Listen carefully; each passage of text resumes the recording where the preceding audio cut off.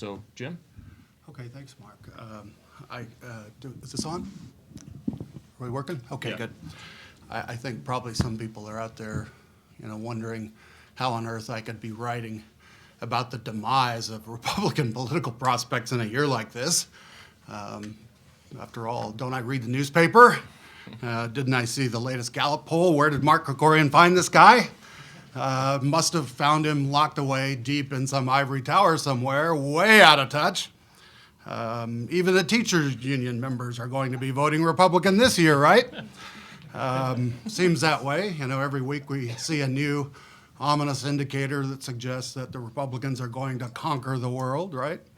Part of the point I've been making down through the years in a number of papers that I've written that are also on the CIS website, if you want to take a look, is that we don't want to be fooled by unusual, really lopsided elections where either one side fails to turn out because they're discouraged, the enthusiasm gap, or maybe lots of one side's voter blocks flee to the other side because their candidate is so terrible. Neither of those things portend anything permanent. Party identification is more like identity than it is like opinion, if you imagine a continuum. Okay, opinion is on one side. Okay, one morning I wake up and have a hankering for strawberry. Another morning I wake up and I have a hankering for chocolate. Okay, well that's more like that's opinion. Okay, it flip-flops back and forth. Identity is more like your ethnicity or maybe your religion. That doesn't change. Okay, and party ID, okay, is more like religion and ethnicity. I didn't say it was religion or ethnicity. It's more toward this end of the continuum than it is toward this end of the continuum. Whereas opinion goes back and forth. Of course, part of the reason why party identity is stable is because people don't revisit it that often. Okay, elections are pretty episodic things. Okay, and so there might be an unusual election where you might temporarily set it aside, but you tend to return again and again to your basic party identification. And that's why the best guide to results this year is what happened last time, and the best guide to last time is what happened the time before, and election results are very, very predictable over time. If present forecasts are right for this time, it is true that Hispanic percentages for Republicans might increase this fall above the customary 30 to 35% that the GOP can usually count on, but that's probably because lots of Hispanic Democrats will fail to show up. That's different than converting them to the GOP side. Getting a little higher percentage because lots of Latino Democrats fail to show up because they aren't enthusiastic this year is totally different than converting Latinos to the Republican side. Now, there might be a few places where Hispanic percentages will rise because of very, very poor Democratic nominees. We can see this happen sometimes when the Democrats nominate again a particularly pathetic, gaffe-prone candidate.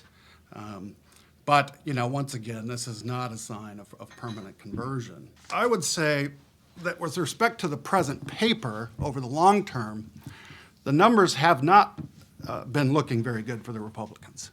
The new immigrants and primarily Latino immigrants tend to settle in these one-party dominant large cities, and Republicans don't have much of a presence in these locations. So the politics these folks tend to learn is the politics of the Democratic Party, naturally. And upon naturalization, Democratic Party identification and voting naturally comes pretty easy. Table 1 in the paper you might take a look at. It's very easy to follow. The immigrant non-citizens are even more Democratic in identification than the immigrant citizens. Over a generation, the size of these immigrant flows into states and regions really has changed their political complexion and, of course, then the Electoral College map. Obviously, California is the clearest case of where the immigrant population has changed a once reliably Republican state to a now reliably Democratic state. Florida, interestingly, is the next most obvious case, now very much a swing state, formerly a Republican state. New York is a bit more complicated because other forces have been at work there, but it is very notable that it wasn't that long ago that New York City itself had some Republicans locally and in its state legislative delegation. There are probably some people a little older than I am that can remember this well. That even in the New York City boroughs, there were Republicans both represented in the city council and in the state legislature. Texas is certainly changing. Of course, Dallas County went for Obama this last time. That was new, but certainly also Fort Worth, Houston, and the other large cities are tilting heavily Democrat, and not just the Rio Grande Valley, which has been heavily Democratic for quite a while. And of course, other smaller states, Colorado being among them. Now, I don't think anyone would argue, as I point out in the paper, that the only thing happening in these states over the last 30 years is immigration, okay? No one's going to say that. No one's saying it's a monocausal explanation for party change. But it is a significant force, exercising both a direct and an indirect impact. Notably, one of the most important indirect impacts is rising income inequality. And Roy Teixeira has made an important point about that. With mass immigration, most of it coming in the lower income bracket, you really do have a lot of income inequality being introduced that wasn't there before. So I think I'll just wind up my comments there.